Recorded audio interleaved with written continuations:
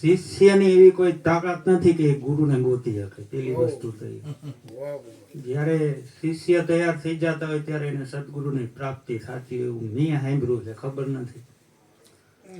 એટલે આવું બધું અમુક અમુક જગ્યાએથી સાંભળવા મળેલું જ્ઞાન છે. કોઈ મારી અંદરથી આવેલું એવું તો કોઈ વસ્તુ છે નહીં. બીજું કે આજે જ બપોરે એક બેઠા બેઠા એવો વિચાર આવતો કે આપણને શરીરમાં કોઈ બીમારી આવે કે કોઈ તકલીફ હોય ને આપણે એવું વિચારવી કે આધ્યાત્મિક લાઈન ઉપર હોય અને આપણને હવે માણસને શું હોય, એક તો ઈચ્છા તો હોય જ નહીં કે આપણે પરિવાર સાથે આપણે રહેતા હોય તો આપણને અમુક પ્રોબ્લેમ હોય તો આપણે આધ્યાત્મિક લાઈન ઉપર હોય તો આપણને એમાંથી ફાયદો કેમ ન થાય.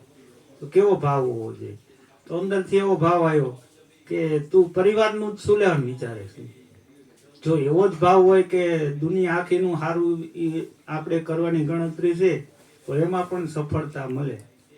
તો ખબર નહીં એ ભાવ આવ્યો તો પણ આવ્યો ખરો કે ભાઈ તમે શરીરનું વિચારો છો તો પરિવાર પૂરતું શું લેવાનું વિચારો છો. તમારા થકી પરિવાર તો ખાલી નહીં, એમ દુનિયા આખાનું સારું વિચારવાની ભાવના હોય તો એ પણ સારું થઈ શકે. એમ કોઈ પણ પ્રોબ્લેમ સોલ્યુશન આવી શકે એવું નથી. કારણ કે 2-3 દિવસ પહેલા એક સત્સંગમાં બાપુ ને ઉધરસ આવતી ને બાપુ તમે ટીકડી લેવા ગયા હતા, હું જોતો હતો.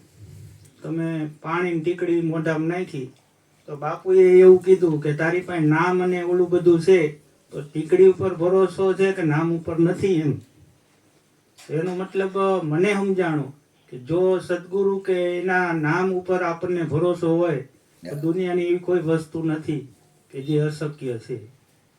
બસ આટલું. માને દે. બોલ માં બોલ બોલ તું પેલા બોલ. તું બોલ તને અરે તારા ભગવાન એ વાત કરતી હોય એ વાત તું કઈ બોલ. કેવું આવડે ગમે આમ જો